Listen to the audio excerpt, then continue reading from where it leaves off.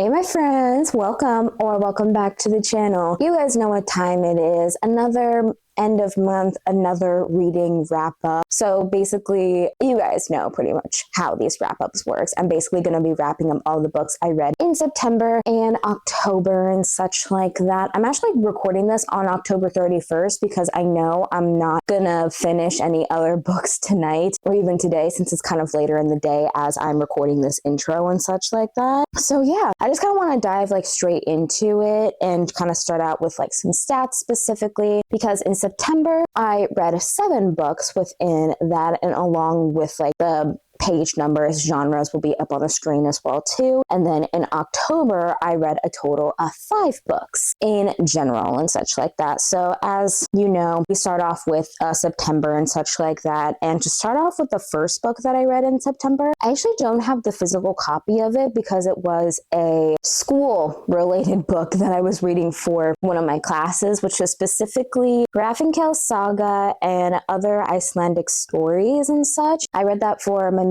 medieval Norse literature class, and just to kind of rate it, I gave it a 2-star because it just wasn't my vibe. I was kind of counting it towards my Goodreads goal because I kind of wanted to just kind of get my Goodreads goal out of the way, and I thought, you know what, might as well add the books that I'm reading and such like that for classes, you know? So that's one of the books that I really don't have anything else to say. It's basically, as it sounds, it's a saga that was basically written about the Vikings and people along that lines and such, where I don't even remember the plot of that saga. So yeah, I have nothing else to say on that, but not all of your, what am I trying to say there? But never fear, the next book was not a book that I read for school, but it was actually one that I read in my bookshelf scavenger hunt video, the first ever one that I did, which was Loveless by Alice Oseman. I believe I gave this a 4.5, 4.75, I think. I think this is the only one where Loveless hasn't gotten a complete full star. I think on Goodreads I labeled it as a 5-star, but I kind of more consider it in the 4.5 territory and such like that. And basically, Loveless is another novel by Alice Oseman and such. This one specifically follows a girl named Georgia. She basically is trying to understand herself and her sexuality because something that a lot of people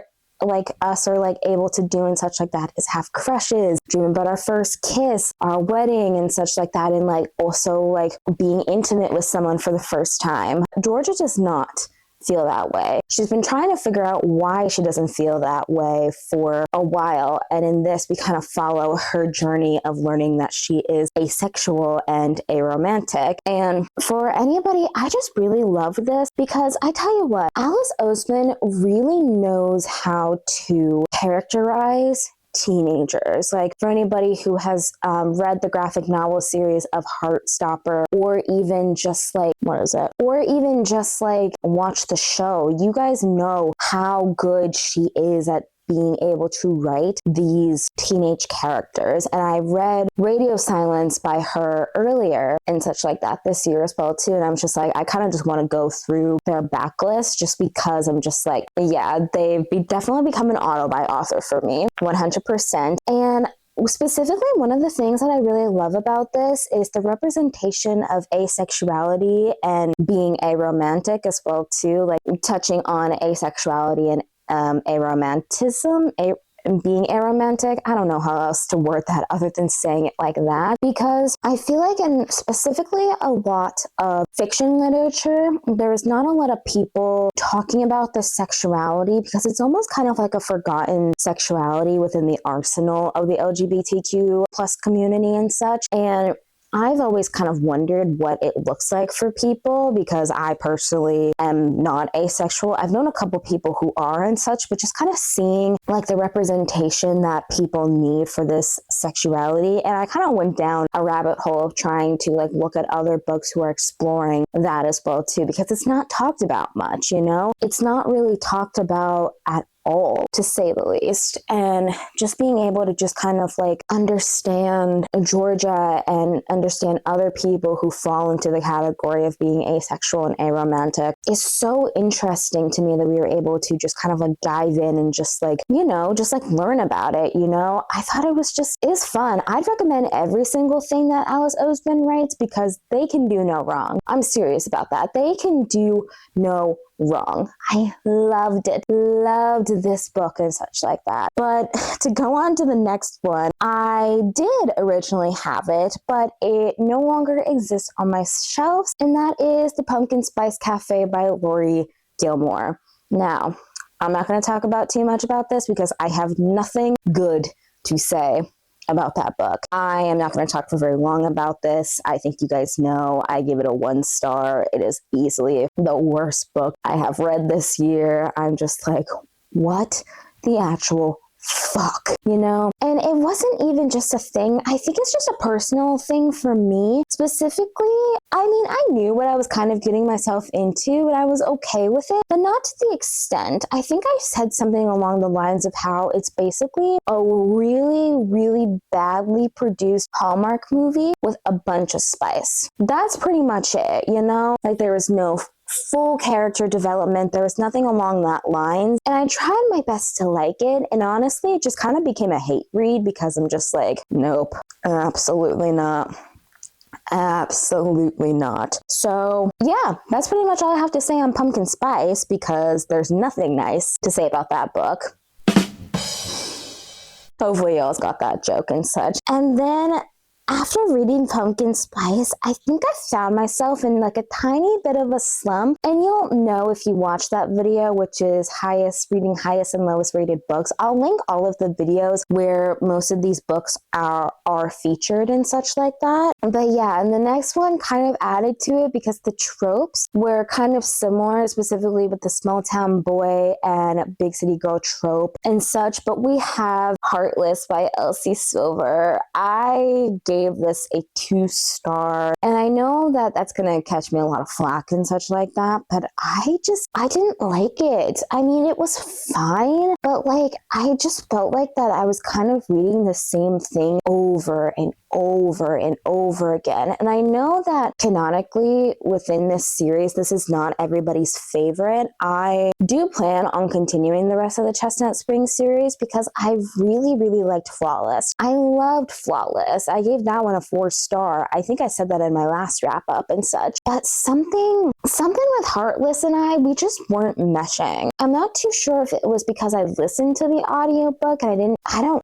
know what happened, because I want to reread this and see if I still have that same notion that I do now, because I don't know what it is, but the first one didn't. I think what really put it off from me and such like that is that this book cringed me. It made me cringe. It made me cringe so much. Y'all can kind of see on that video as well too. It made me really, really cringe, just at some of the things they were saying and some of the mannerisms. And I'm just like, dude, you are 38 years old and acting like a 12-year-old. What the actual fuck, So I know that sounds like a lot of bad things and such like that, but I do plan on reading the rest of the series, because I'm curious to see what other people's books are, specifically with Jasper and Salone's, when we got a little bit of an introduction to them in this book. I am really kind of curious and such like that to see where their story goes and such. So I'm not completely writing off Elsie Silver or Chestnut Springs yet, but yeah, that's all I have to say on Heartless. And then the next book I read for my same medieval Norse literature class, which was The Saga of the People of Loxodale and such, and some other title that was related to that as well too. And I believe I gave that a 3 star. Can't remember anything about that book. All I know is that it was Vikings, a lot of family trees, and a lot of fighting and a lot of killing each other. So if you want to read that for leisure, feel free. I personally had to read it for a class, so I don't remember a single thing about that book, but it's okay. It's a-okay, to be honest with you, but that's it on that. Like I said, the school ones, I'm not going to have a lot of thoughts on them, because one, I don't have thoughts on them personally. And then the next book that I have on here is a class that is for another class that's not for my medieval Norse literature class. It's actually for my craft of the novel class, which is How Fiction Works. I think it's by James Wood. I can't remember off the top of my head. And that one was nonfiction genre. And you guys know I don't rate nonfiction and such. So with that one was basically kind of talking about like how the fiction genre works and how narration works, how form works, how characterization works, how language works and such, you know, and it's really kind of fascinating and such. I read it on Kindle Unlimited. That's why I don't have the physical copy with me and such, because this next one I do have the physical copy and it's for that same class. But from like the lessons I got out of it, it wasn't too bad. Like, you know, I think it's very much a good book to teach a class, especially a class of writers as well too, where we're all writing our own novels and we're trying to get our feet off the ground and such like that with novel writing, with the novel writing process in general. So on the aspects of like a learning book, it was great. I might have picked this up in my spare time. I'm not too sure though, to be honest with you. So yeah, that's all I have on that. Okay, and then the final book that I actually read in September, I have the physical copy of, and was also read for my Craft of the Novel class, which was The Remains of the Day by Kazuo Ishiguro, I think is how you pronounce his name. I am not too sure, to be honest with you. And I was pleasantly surprised by how much I liked this one. I gave it a 4-star. I think the reason why I really gave it a 4-star is because, one, it caught me off guard, and 2, it's not a typical book. Like, I like historical fiction and I like literary fiction, but if I read the back of this book and looked at the synopsis, I probably would not have bought it in the bookstore for myself personally, just because I don't really gravitate to this type of story. But nonetheless, I did learn a lot out of it in regards to specifically like craft elements within novels and how people are characterized and with like characterizations and such, which I thought was really good, honestly. I thought he did a really good job. Like, I have like these little tabs and such like that I use for class a lot of the time, you know, just to kind of like write down pretty much like what I had to say and what I could add into the next discussion and such like that, and like writings in the margins. Like, the things that I wrote down was like quotes that stuck out to me, narration, characterization, description, that type of stuff essentially, you know. And it was fine, you know. I mean, we follow a guy named Steven. He has been working as a butler at this place called Darlington Hall for years, and he's basically going on a road trip essentially. It takes place in like post-war England, specifically post-World War II England and such, where Stevens is kind of reflecting on his days when he was in the prime of his career and such, and it's not bad. It's like not a bad book whatsoever, you know. It took a little bit of time for me to get into it, and I also listened to the audiobook, so that's probably what also helped with the rating as well too. But if you were to read this like leisurely, I would recommend it if you like learning or like understanding what people in post England did and such like that, especially after like stuff going on with the Nazis and everything along that lines as well too, because it really kind of adds a different look into how some people might have been like okay with this, and it also kind of adds a little bit of understanding as to how people are okay with it now, which in reality they shouldn't be, but I digress. So that was the last one of September specifically and such. That was the last book I read in September. So like I said, in October I read about 5 books and such. Most of them I read in the physical form and such like that, and like the 2 others I read on Kindle, but I only have 4 in the physical copy and such like that. And to start off with, the first book that I read at the beginning of October is Rebel Witch by Kristen Ciccarelli. I think it's either Cicarelli or Ciccarelli. I don't want to mispronounce her name, but I've been saying Cicerelli, so I'm not too sure, but I'm just going to go with Kristen Cicerelli and such like that. But for people who don't know, this is the second book in the Crimson Moth duology, more specifically and such. And because the first one follows, that one is Heartless Hunter. That blew up, I think, last year, but I can't remember. And then the second one came out in like February or whatever. I was tempted to read it afterwards, but I'm like, no, I feel like it's going to be best for spooky season. So I decided to wait and do it for spooky season. And I'm glad I did. And honestly,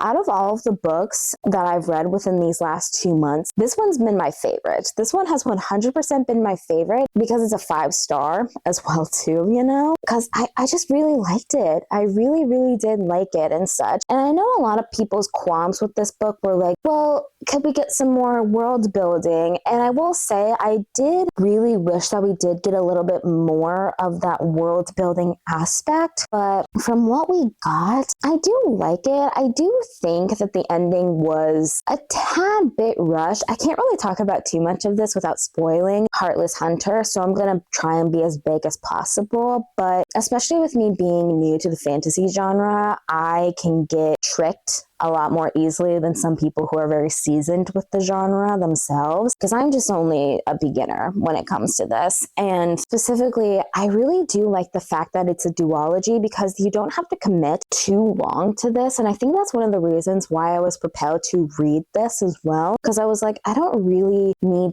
to feel the pressure of like being like, oh, I got to get this done in a certain amount of time. Like I could take my time with it, you know? And I think that's one of the reasons why I liked it. I really liked Gideon's and Rune's banter. I thought it was so good. Thought it was so fun. Some of it did feel a little bit repetitive, but in the moment when I was reading it, I did not feel it personally. I really liked it. I thought their cat and mouse their cat and mouse dynamic was so fun to read about. And I would 100 recommend the duology itself, especially for people who are specifically getting into fantasy and such. Like, I think this is a great book for beginners personally. So yeah, that's all I have to say on Rebel Witch. And then the second book that I have is actually taking a little bit more of a dramatic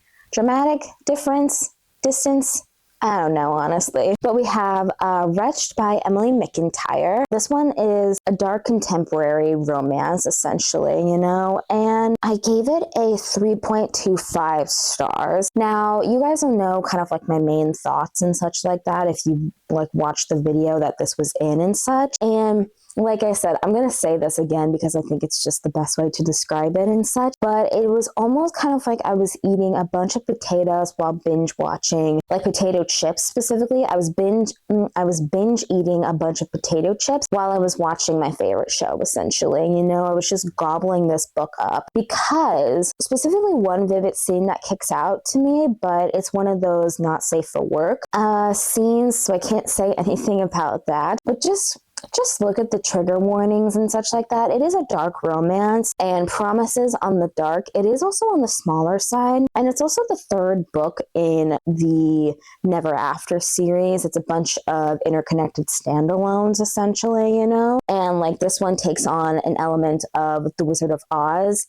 kind of a retelling of that, you know? But with like drug lords and DEA agents and such like that. And it was fine. It was like fun, like near the beginning. It was a fun overall read, but some of the things I'm just like, oh, yeah. And specifically, I'll put the emoji. I don't know if I can put the emoji up on screen and such like that, but basically just like the emoji of like this and them doing inactive intimacy together with said emoji was a little bit, oh God. But I did like it a little bit more than Hooked, which was the first book. Don't remember a single thing that happened in that book.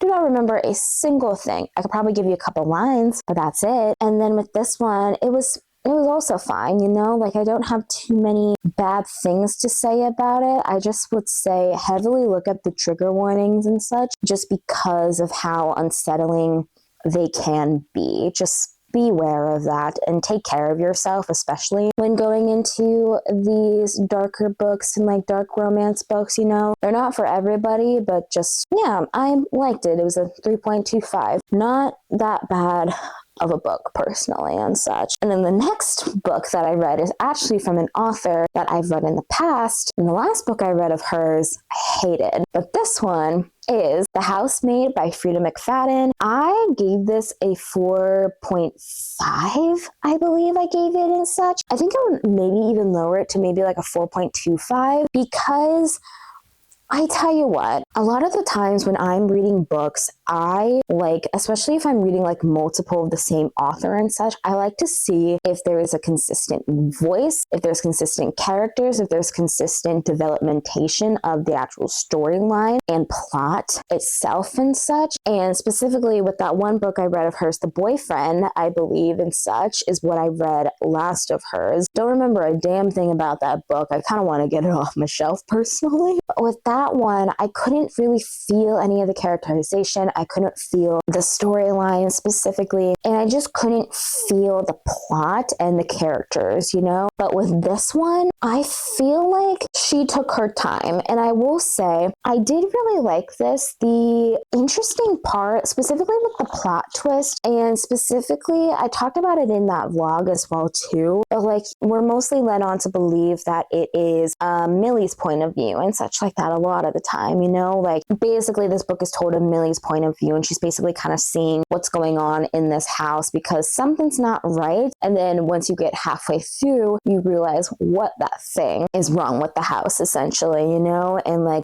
getting revelations of characters that you did not expect would be involved in this, which I find fascinating. Like, with this one, she took her time, and I felt like she really plotted out her plot points and figured out what exactly she wanted to tell in this story, and specifically how exactly she wanted to tell this story in general. And like, specifically with The Boyfriend, I'm going to keep comparing them because that's what I can think of and such. But with The Boyfriend, it felt like that was extremely, extremely rushed. And I know that Frida McFadden, I think she's had at least 3 books come out this year in 2025, I think. She's very much what I would consider a prolific writer. She's very much a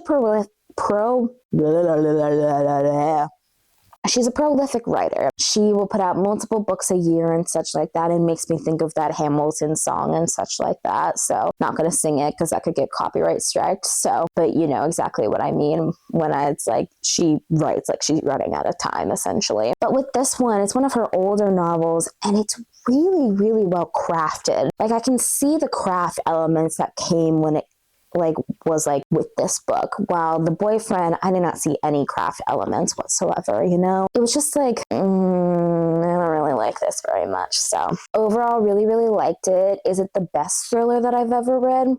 Definitely not. I don't think anything is going to beat The Last Word at this point. But would I recommend it to people? Yeah, I would. I'm still figuring out if I do like her. I have a bunch of her books on my shelf, so I've got a lot that I can look for and such like that, which is nice, you know? But yeah, solid 4.5 stars, 4.25. Yeah. Solid, to say the least, you know? This next book and such like that, I actually recently read, but I read this in the Kindle format, but I also got it in paperback specifically, which was Vera Huang's Unsolicited Advice for Murderers by Jessie Q. Sotano, and I gave this a solid 3 star. I still agree with that rating, specifically with the fact that it is a cozy mystery, and you're following Vera, and this dude dies in her shop, her tea house and such like that, and like she's basically just trying to figure out basically like a whodunit type of situation, and you get a bunch of characters and such that kind of become this little found family, you know, which I liked the found family aspect. But for me, when it comes to the found family trope and how it's done correct, is I need to care about why all of them are coming together and why all of them should be considered a found family. Like specifically the one that I can can think about the most that does this trope really, really well is Under the Whispering Door by TJ Klune. He did a really, really good job at making me care about the characters individually and how they became this found family, essentially, you know? And I mean, with this one and such like that, the only one that I really cared about was Vera, you know? And Vera, she's just a sweet Chinese woman and such like that, you know, who watches a little bit too much like Law and Order and like CSI and whatever and such, you know. So it's really interesting seeing that. But like the other characters, I didn't feel as connected to them. So I was a little bit just like thrown off of like, okay, I'm supposed to see you guys as a found family now. Well, where's the heartbreak and where's that, you know? But it did give me not really the abdominal vibes I was looking for, but it was giving me the vibes that I wanted for like a cozy mystery, you know? And I would recommend this to people specifically as what I would call a palate cleanser book. This book, you don't really need a lot of you don't need a lot of brain power to be able to read this. You can like zone in and zone out again and then kind of zone back in and feel like you haven't missed anything of the plot related to anything, essentially, you know? Yeah, I really did like it. I don't know if I'm gonna read the companion novel after this, but, you know, we shall see, essentially, you know? And then the final book that we have that's also not in the physical form, it's technically a little novella, but it is Death Row by Frida McFadden. Now, I will say, I said that I wasn't sure about her stuff. I'm not too sure even after it now, because it's a novella. I gave it a 3-star. It was not bad, but I do remember almost falling asleep multiple times when reading/listening to that novella. I don't really have anything too much to say on that one specifically because of